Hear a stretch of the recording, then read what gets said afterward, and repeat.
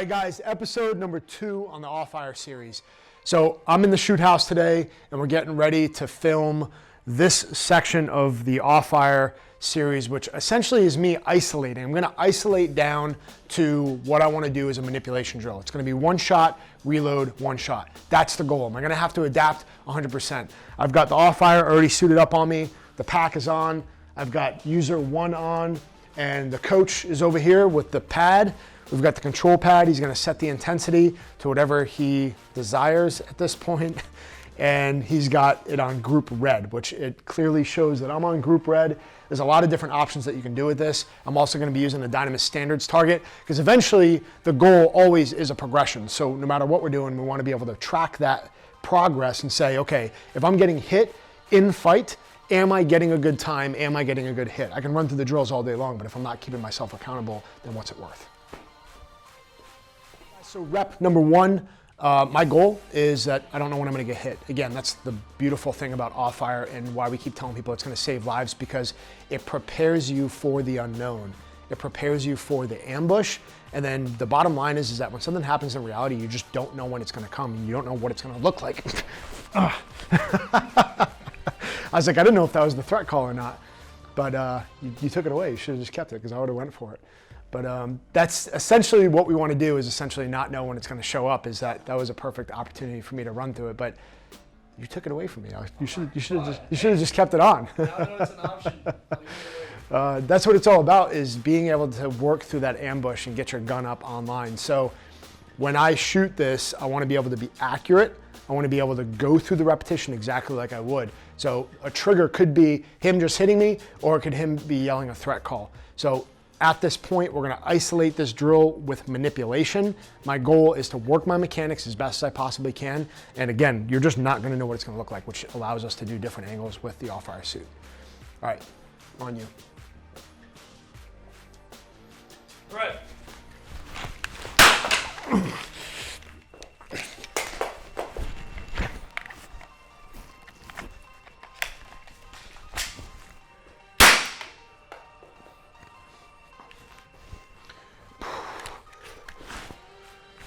Okay, so on that rep, my right arm went down and I had to shift to the other hand.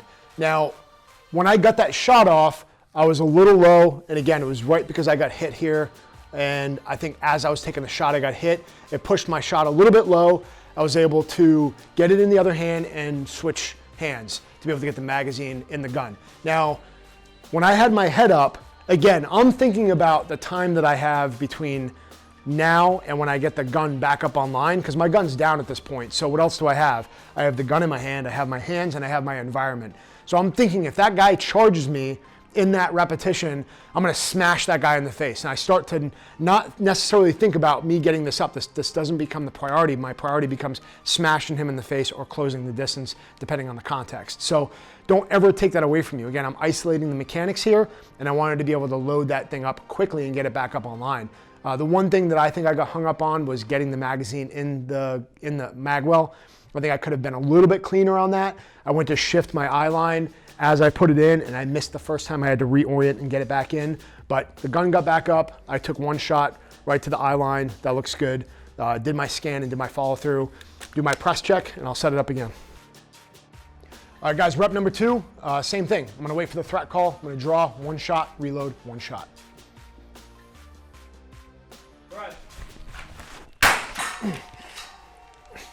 So I feel that in my hand. Well, I can't use my hand. I still have the control of my bicep.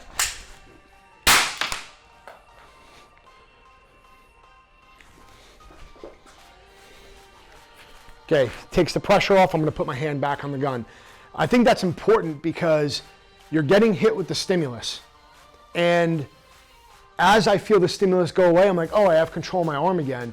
I think it's important to get control of whatever you can at that point. Get back to your dominant fighting position. Always hunt for that dominant fighting position, because that's one more good rep, is that if you do gain control or your cramp goes away or whatever the case is in fight, you have the ability to override that and get back to a better position. First round was right between the eyes. I got hit. I did the reload. There was a nice clean transition to my hand. And I think the reload went a lot smoother that time as well. And then I got a good accurate shot in that kill box right in the head. So for me, that's a progression. I got hit in the same manner. I was able to keep that front sight right where I wanted it to be, shift, and then have a little bit more control. I think I was able to maintain a little bit more calmness and a better heart rate through that rep, and also a little bit better of awareness. So again, that first rep of the day was me kind of working through, okay, I got ambushed, my second shot was a little bit low, and I worked it out from there.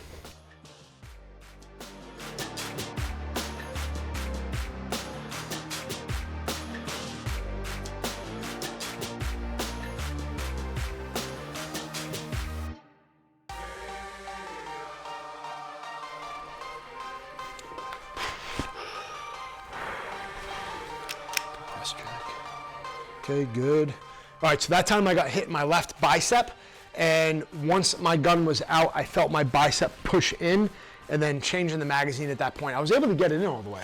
I think I was able to get my magazine in, so even though this was curled up, I was still able to get the magazine in. Not exactly sure when you hit me, but I got the magazine in, and then it was at that point where changing this, yeah, it was too curled back to extend the gun out. So I'm even processing like what exactly happened. So when the gun was back in the workspace, I think it was okay. I got the magazine in, but at that point it was just a matter of getting this up and running and pushing back out. I think the one learning point that has come up over and over again, at least in the past couple of weeks and watching the progression of this, is that cross-extensor reflex, okay, if you don't know what that is, look it up, cross-extensor reflex, Google it, and you'll see what a cross-extensor reflex is. If something happens to this side, or we get ambushed, or we pull, we tend to want to grab onto whatever's in our hand, so that cross-extensor reflex comes into play. Well, I felt a little bit of what was going on is when I got hit on the left, I kind of wanted to emulate the same thing on my right. You know, I had that pull in, and I had the ability to almost want to pull in with my right as well. It's kind of like that ambush or that startle flinch that Tony Blau always talks about. Is that came into play, and I had to work through that a little bit, which is why I stared at my gun to be able to release that slide. And once I did that, I was like, okay, I'm back in the fight. I want to get both hands back on the gun. This one wasn't in play yet, and then I did my full scan with my hand on the gun afterwards as well, just to get my back in my dominant position. But that was a good rep overall. I think getting that left hand to go down was a little bit of a surprise, which is exactly what we want.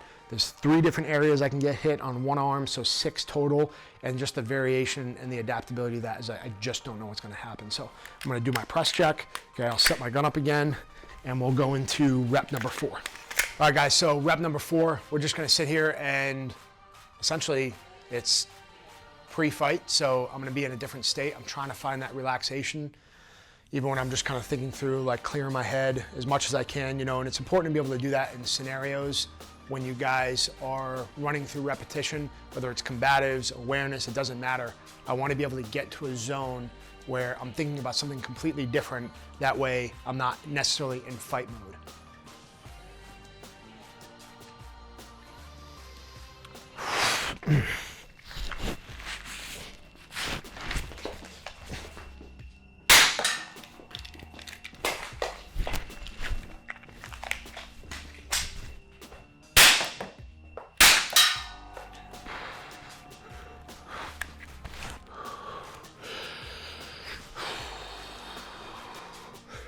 Okay, good. Check my target. He's got a gun. Is that gun away from him?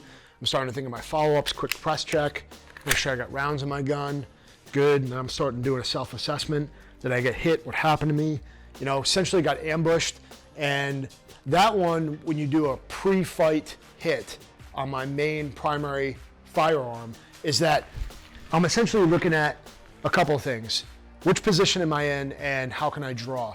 Now, I went for over the front, and I drew this way. It's hard for me to get my gun out in this one. I really got to reach because I carry my gun at about 5 o'clock. And sometimes I end up having to come behind my back to get this out. Typically, this is a little bit easier because I can get more of a purchase on this, but it's something definitely to train on. And you don't think about it until you need it, which in this scenario, it exposed that to me, is that which one am I going to choose? I went for the more difficult one. Once I got it out, I switched hands in between my legs, or at least I turned the gun around. I was able to get an accurate shot on the first one. I reloaded, and on my second shot, I was a little to the right. I ended up hitting right on the side of his head. I did a follow-up shot, reset the trigger, and took a good clean shot on that one. So essentially, it comes down to time. How much time is it taking me to get my gun back up online? That was a pre-fight hit on my right hand. I knew it right away. I couldn't close my hand. I got pulled out. So me trying to draw just became useless, but I could still move my arm. I don't know how much I helped, but I came in and tried to at least lift my shirt up. I think I did that. I'd have to look through the video again. And then I think the second point for me was breathing. I felt myself not breathing all the way through my repetition. Again, if we get in a fight, we want to continue to breathe and be in control. There's a time and a place to be able to hold our breath, but as I'm working through the problem, I want to keep as much oxygen in my brain as I can. And I think throughout those reps, I was holding my breath on a couple of those. So it's just another thing to bring that consciousness to our repetition to figure out what we're doing to be able to do it better, to get that progress. So that was rep number 4.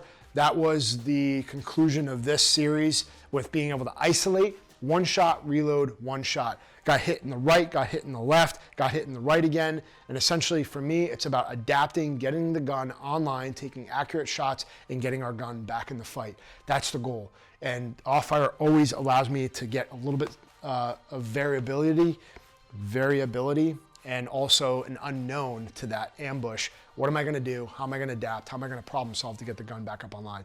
And you do feel it more when you're in that relaxed state. I think when I was standing back here and my hand went out, I definitely felt it more in that relaxed state, trying to breathe through that, as opposed to being in the fight already. I lose control of my arm, but I don't necessarily feel it because my focus is somewhere else on the target. But that's it. We'll see you guys in episode 3.